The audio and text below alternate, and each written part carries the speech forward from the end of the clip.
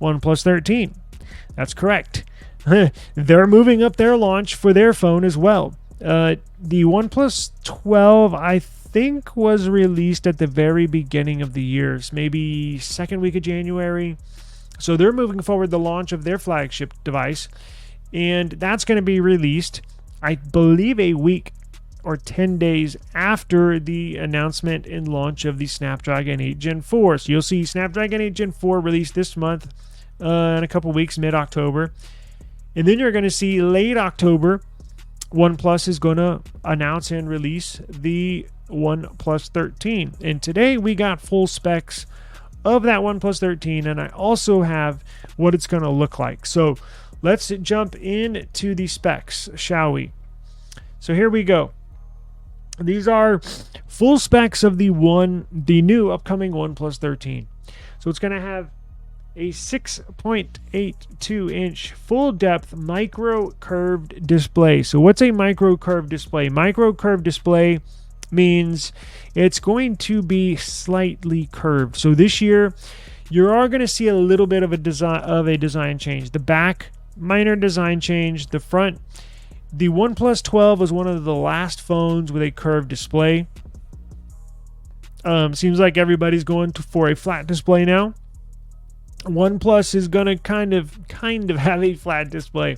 So for the most part, just looking at it in your hand, it will be a flat display. However, it's going to have a quote-unquote micro curved display around all four sides. So not just barely curved on the sides where it's traditionally curved, but it's also going to be on the top and bottom slightly micro curved as well to give it a full display look. So when you're looking at the phone and you're holding it up to your face, you're not going to be able to see the bezels around the sides. It's just going to be all display. I think this is going to look badass, and I cannot wait to see it. So micro curved display around all four sides. It's going to have the BOE X2, which is typically for display manufacturers and suppliers. There's two that most manufacturers go for. So Samsung produces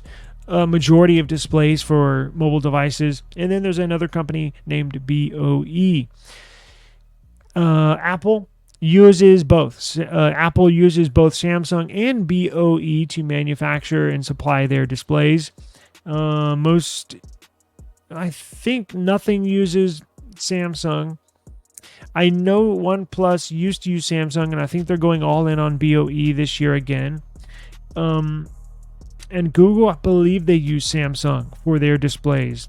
But this OnePlus 13 is using BOE. Low brightness, 2160 hertz, pulse width modulation dimming. It will have, let's see, 3 pulse, 1 pulse, DC-like dimming, whatever the hell that means. 1800 nits, global maximum brightness. So it appears it's going to take a step back in maximum brightness, because if I remember, the OnePlus 12 was like mad bright. I think it was almost, I want to say double that, but it was way over 2000 nits brightness. So for whatever reason, and look, I don't really know the brightness race, the nits race. I don't really know. I think companies are starting to take a step back from that now. Who cares if you have the brightest display? I think once you get up to around 2000 nits, I think that's pretty freaking bright. It'll have 1800 nits. Oh, we just talked about that. Global maximum brightness. 1000 nits manual maximum brightness. HDR, Vivid, HDR10+, Pro XDR, Ultra Dynamic Display. Now let's look at the charging. Charging and battery, 6,000 Glacier battery. Now, this new Glacier battery is a new battery technology that we discussed, I think it was a couple of months ago. It's a new battery technology that they've patented. It charges faster, it lasts longer throughout the day, and it lasts longer over its lifetime.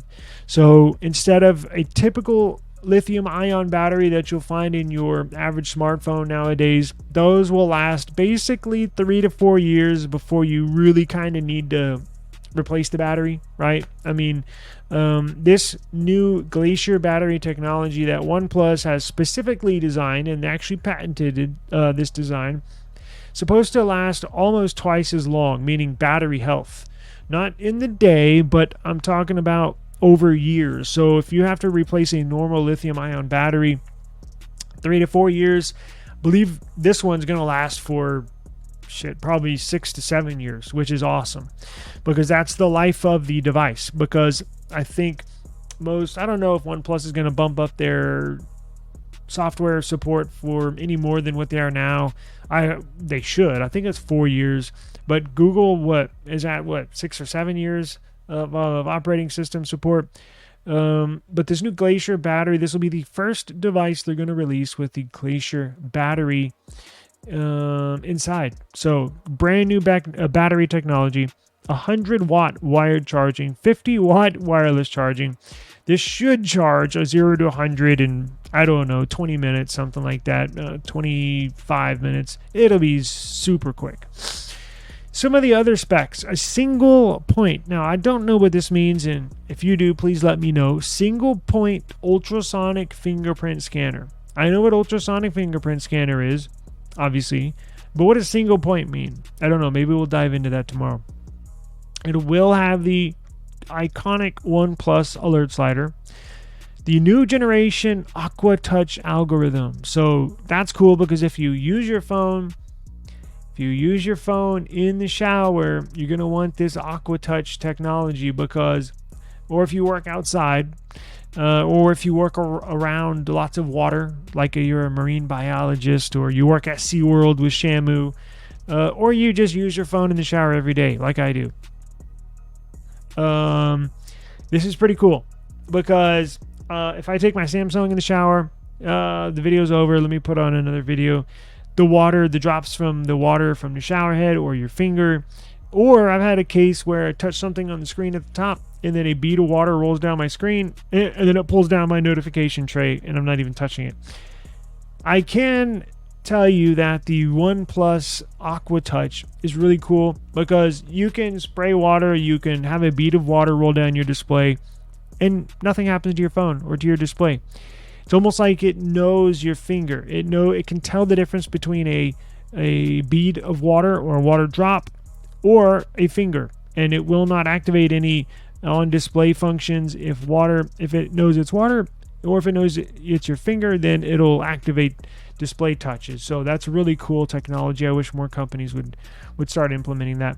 It'll have an ultra large bionic vibration motor, new generation of cooling system. So OnePlus has always been the leader in vapor chambers, in just device cooling management, dating back for years. Their phones notoriously don't get hot. You can run them all day in the South Texas heat and game on them, and they're cool as a cucumber.